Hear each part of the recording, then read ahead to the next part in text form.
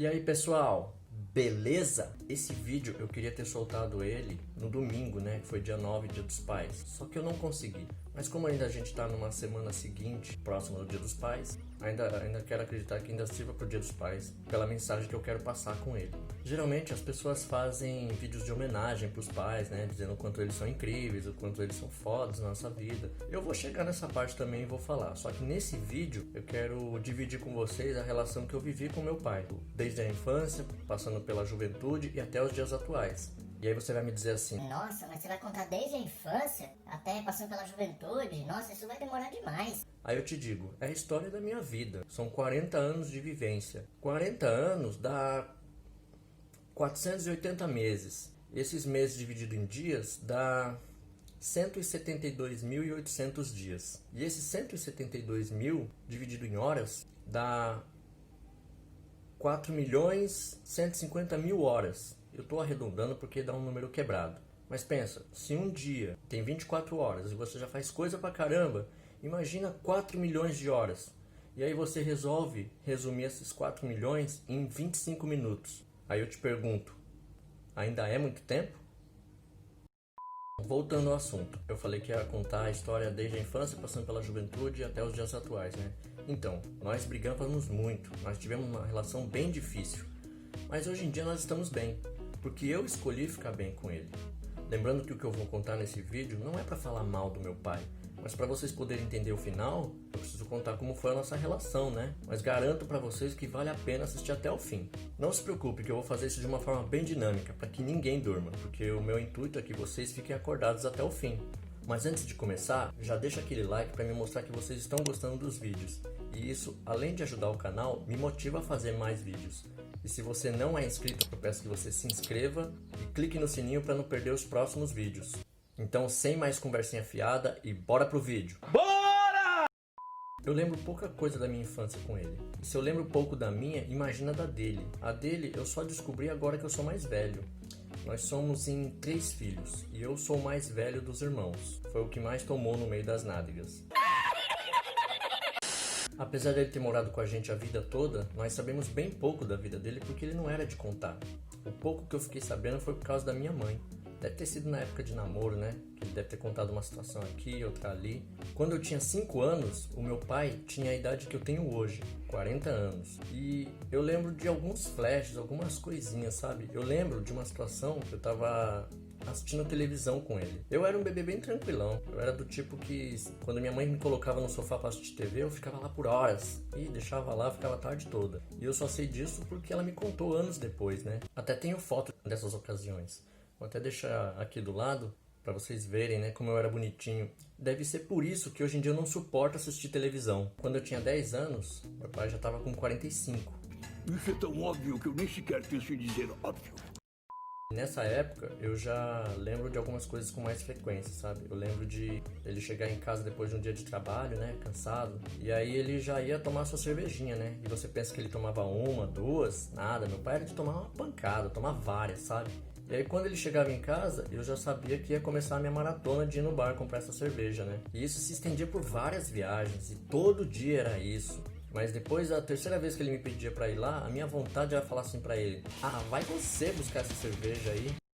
Só que eu gostava dos meus dentes, né? E não queria pegar eles debaixo do sofá depois que eu fosse mal educado com meu pai, né? Porque meu pai era bravão, fio. Ele era do tipo que me intimidava só de olhar, fio. Meu pai era foda, fio.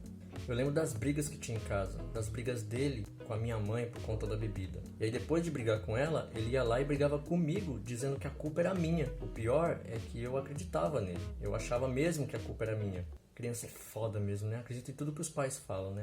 Por isso que nos anos seguintes, né, longos anos seguintes, eu achava que eu era responsável pela minha mãe. Eu achava que não podia contar as coisas pra ela, coisas que magoassem ela, porque se alguma coisa acontecesse com ela, a culpa seria minha. Eu tinha esse sentimento muito forte dentro de mim. Tanto que depois que a gente discutia, né, porque a gente morou a vida toda junto, né, Eu e minha mãe, no caso. Depois que a gente discutia de alguma coisa, alguma desavença, eu sempre ficava vigiando minha mãe, sabe? Eu ficava olhando ela assim de longe e tal, pra ver se ela tava bem. E quando ela ia dormir, pra você ter ideia, eu também ia pro meu quarto, mas aí vira e mexe eu ia lá no quarto dela e ficava vendo se ela tava respirando ainda, sabe? Pra ver se eu não tinha maltratado minha mãe, pra ver se eu não tinha prejudicado a saúde dela. Você vê, isso se estendeu por longos anos. E isso por causa de uma briga de infância do meu pai. E ele repetiu essas cenas por longos anos. Várias vezes ele falou isso pra mim. Por várias vezes eu também desejei que ele fosse embora e deixasse a gente em paz. Mas ele nunca foi legal comigo de me dar esse presente. Dos 12 aos 17 anos foi a nossa fase mais difícil, porque nessa fase eu já estava tomando mais consciência da minha vida e também estava alimentando mais raiva do meu pai. Por mais que eu quisesse a aceitação dele e eu não conseguia, isso me frustrava bastante. Na escola eu já estava fazendo o colégio, né, que é da 5ª até a 8ª série. Nessa época eu cabulei muito, muito mesmo. E apanhei na mesma proporção, né, porque na reunião escolar ele acabava ficando sabendo, né. Quando ele estava bêbado eu apanhava de cinta e fivela, e quando ele estava sóbrio a surra era mais de boa, era só de chinelo mesmo.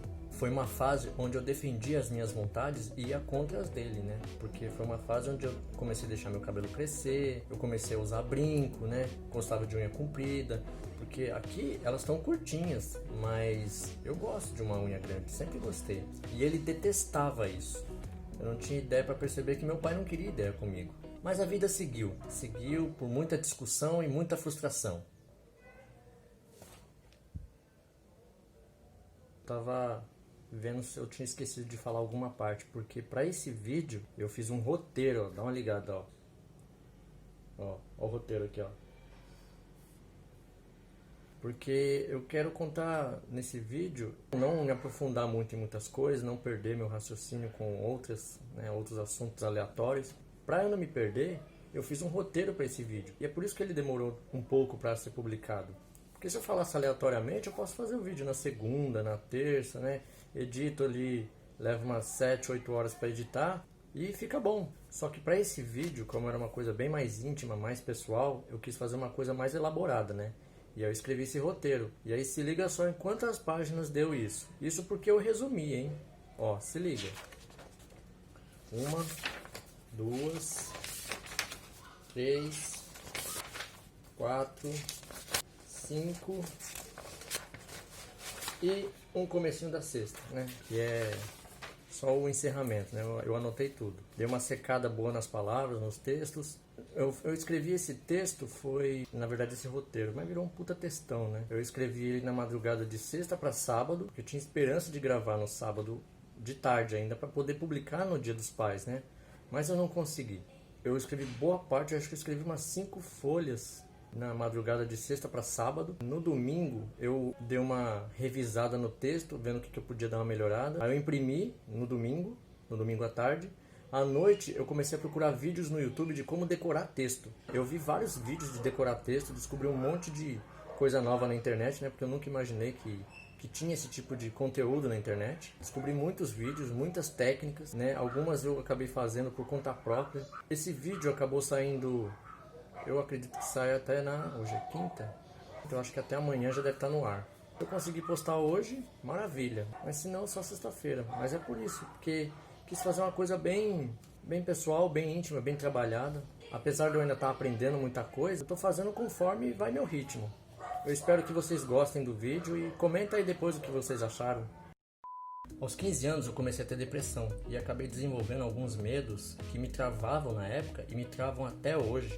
E como eu não sabia lidar com aquilo, e o meu pai muito menos, eu apanhava com mais frequência, né? Porque eu não conseguia fazer coisas que os meus amigos conseguiam fazer com facilidade, né? Que era ir pra escola, pegar o trem, né? Sair de casa para passear.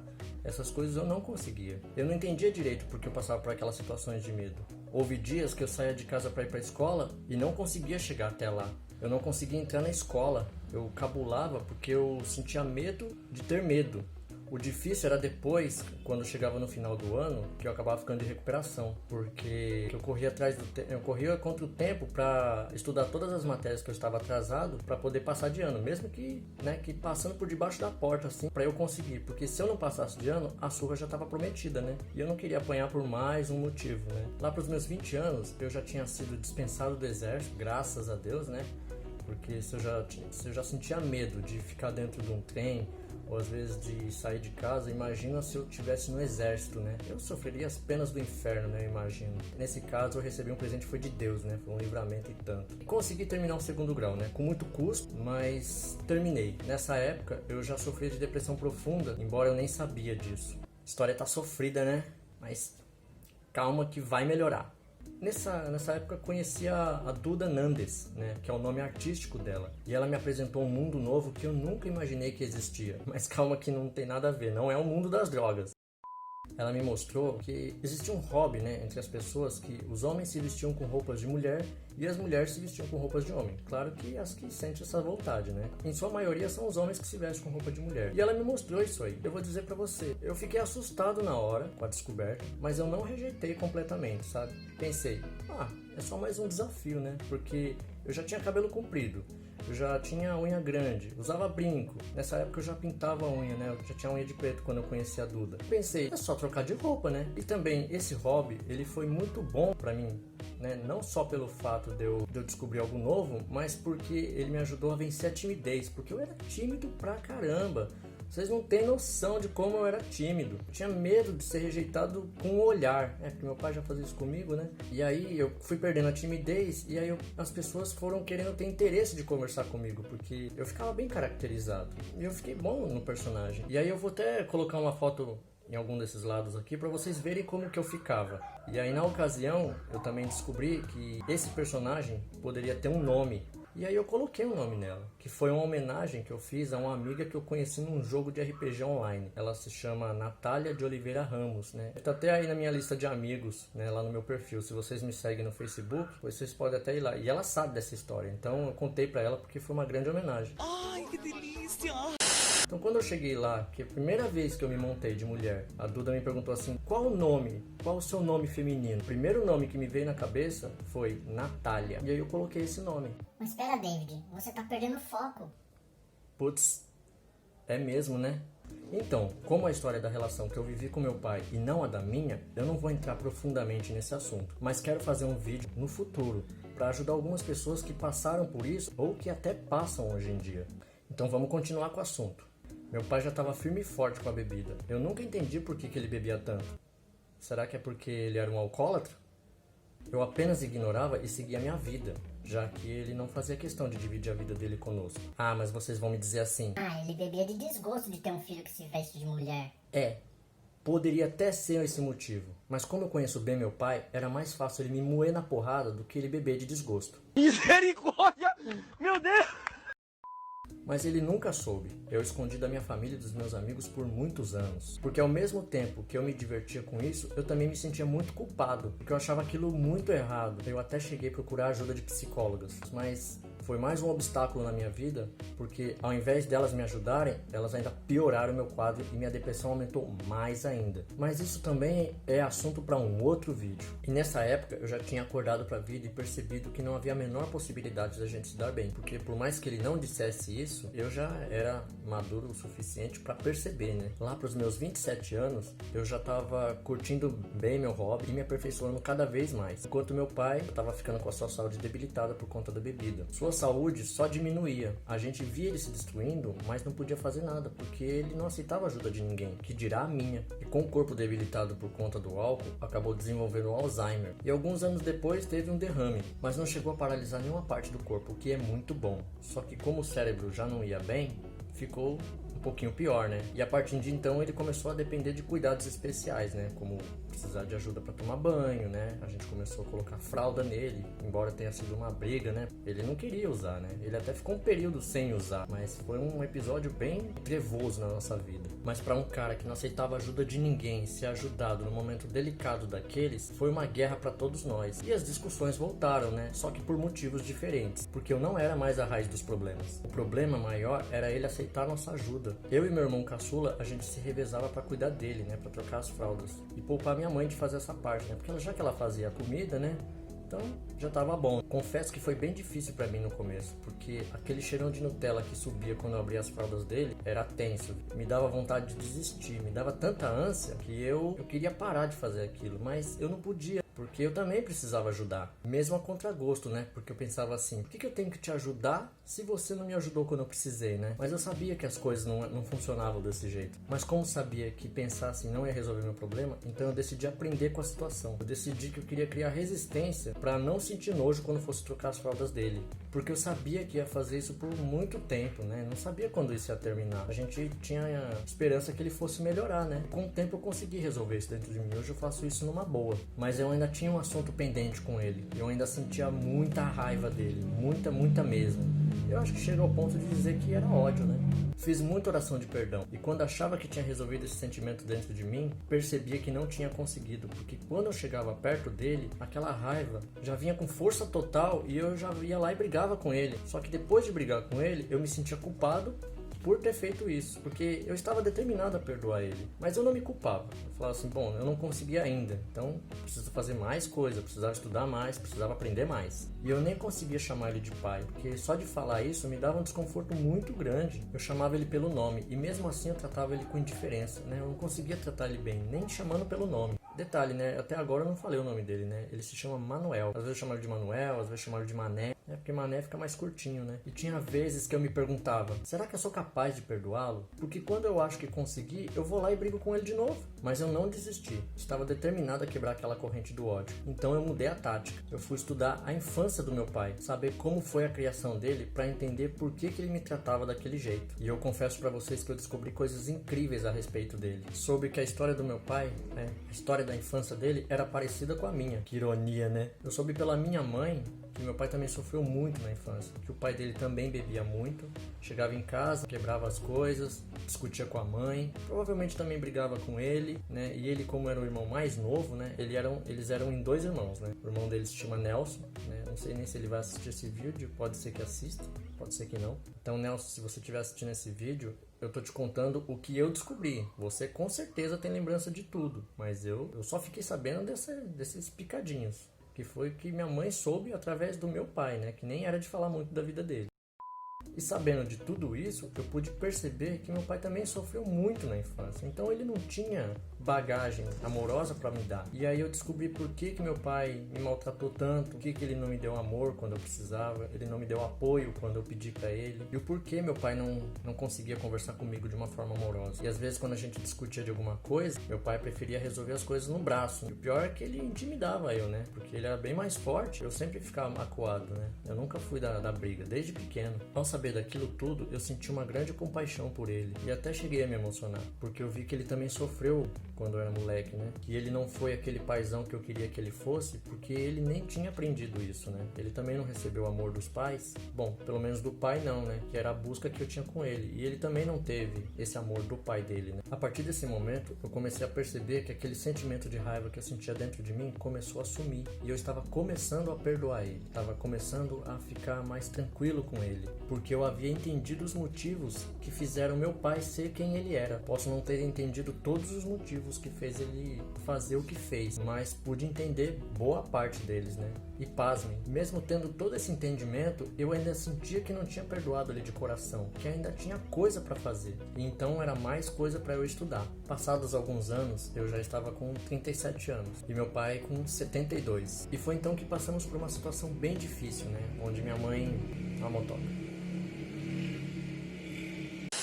E foi então que passamos por uma situação bem difícil. Minha mãe acabou indo embora sem a chance de poder nos dar tchau. E há exatamente 1 ano atrás, morando apenas eu e meu pai dentro de casa, enquanto passava pelo luto, eu ainda fiz muitas reflexões para saber como eu queria lidar com aquele sentimento que ainda estava dentro de mim, que eu ainda queria perdoar ele de coração. Então eu descobri que eu queria falar para ele em vida, eu queria falar diretamente para ele que eu perdoava ele. Isso para mim ia ser o máximo, porque era realmente um grande desafio, porque se eu tinha dificuldade de falar com ele, se eu falasse para ele, olha, eu te perdoo, para mim ia ser o máximo dos máximos, o prêmio máximo de conseguir perdoar ele. Eu queria dizer para ele, você fez o melhor que pôde, você me deu exatamente o que você ganhou. Eu queria dizer isso pra ele. Na teoria parecia até fácil, mas na prática eu não conseguia nem chegar pra falar com ele. Eu sentia que tinha muito orgulho ainda dentro de mim e sentia uma grande resistência de poder ser amável com ele. Mas eu já tinha a receita pro meu bolo, eu já sabia o que eu queria fazer, eu só precisava de um empurrãozinho,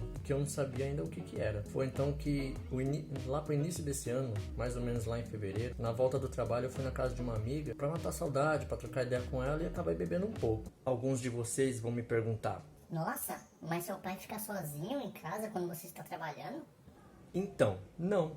Quando a minha mãe estava aqui, era ela que cuidava dele, né? Que fazia companhia pra ele e tudo mais. Se bem que meu pai é bem proativo, sabe? Meu pai, ele se vira bem, ele anda pela casa, né? Ele assiste uma TV, né? Come sozinho. Meu pai, ele é bem independente pra algumas coisas, né? Quando eu tô trabalhando, eu e meu irmão, né? Estamos trabalhando, quem toma conta do meu pai é minha cunhada. Então, não se preocupe, meu pai nunca fica sozinho. E aí, vindo pra casa, ainda estava refletindo sobre uma maneira de como aplicar meu plano, né? Vamos dizer assim, meu plano. Aí vocês podem até pensar: Você pensou nisso o tempo todo, né? pois é, como eu já estava com a fórmula pronta de querer aplicar logo aquilo, porque eu senti que estava pronto, mas tinha um bloqueio em mim que não conseguia falar com ele, né? Eu senti que tinha um muro muito grande para escalar, mas eu ainda não tinha as ferramentas certas, mas então eu ficava estudando a respeito, falava como que eu vou falar.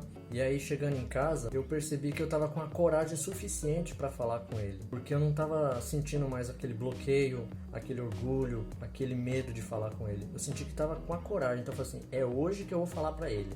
Mas aí vocês podem perguntar: Nossa, mas foi só de ir na casa da amiga que você se encheu de coragem? então, não. O que me deu a coragem foi o álcool. Eu não planejei falar aquilo pra ele naquele dia. Fui na minha amiga, a gente bateu um papo e acabei bebendo umas, né? Isso cortou o meu lado racional. Quando eu cheguei em casa, eu percebi que eu poderia ser amável com ele, porque o lado do meu cérebro que cuida dessa parte de autocrítica, né? De crítica, de racional, de podar a gente, estava desligado. Então eu falei assim: então é hoje, eu vou aproveitar a oportunidade que eu tô aqui na mão e vou usar isso a meu favor. Poderia pensar assim: Ah, mas vai fazer isso só porque tá alcoolizado. não, na verdade é porque eu sabia tecnicamente o que estava acontecendo no meu corpo. E agora vem uma parte de conhecimento público, vamos dizer assim, né? Há alguns anos atrás eu tinha estudado a respeito dos efeitos do álcool no sangue, né? No corpo humano. E aí eu descobri, né, os efeitos dele no cérebro.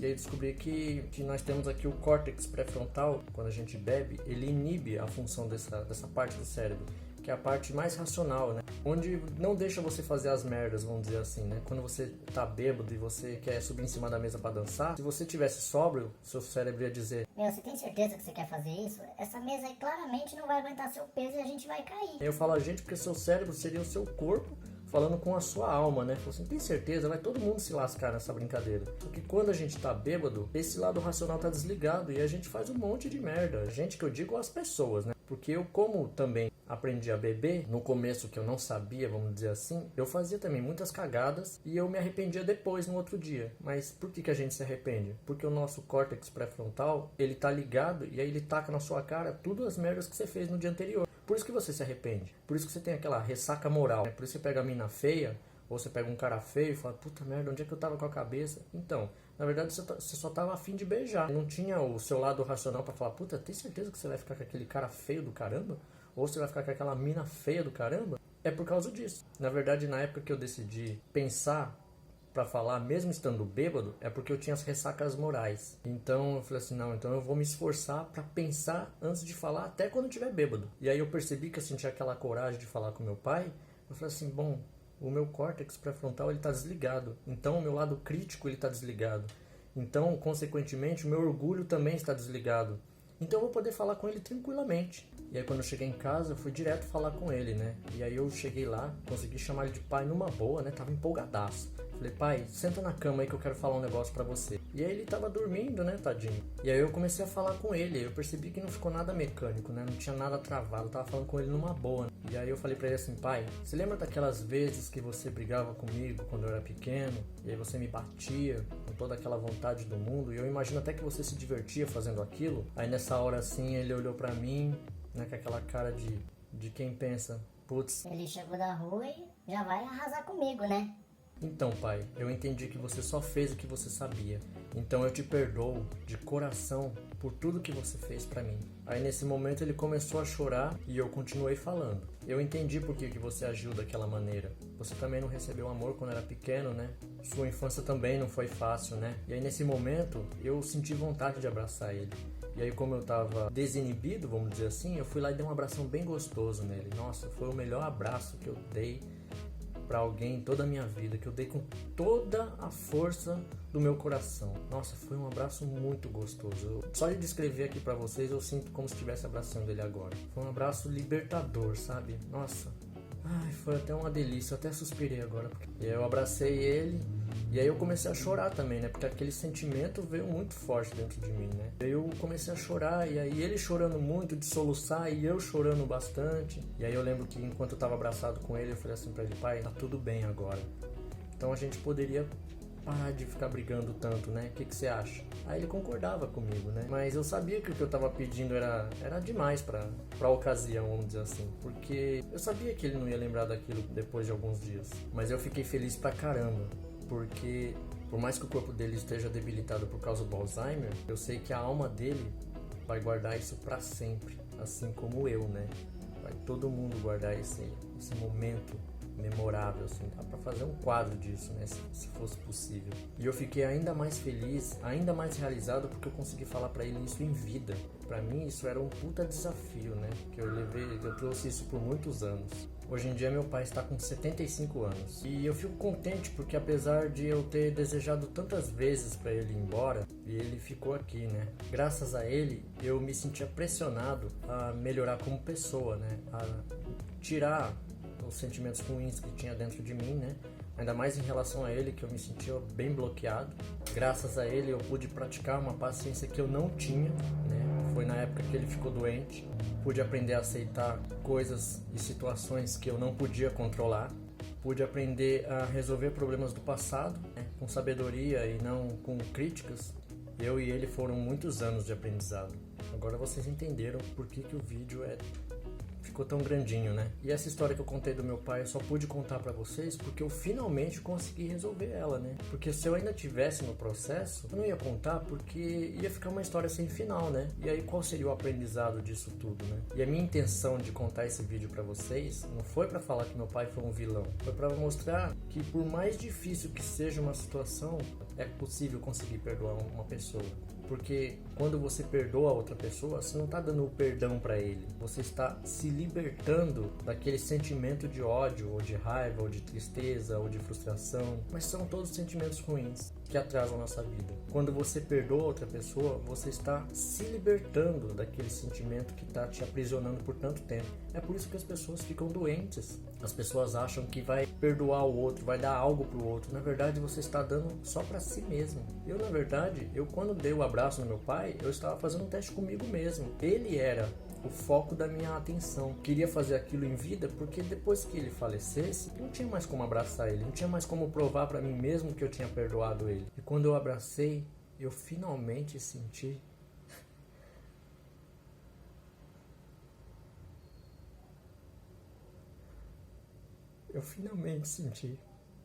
que eu perdoei ele.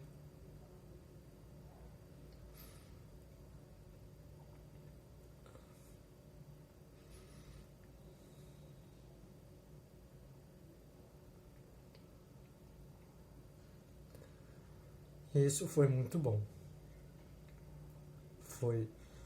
Eu indico isso para todo mundo. Você que está me assistindo, eu indico que você faça isso. Porque é uma delícia.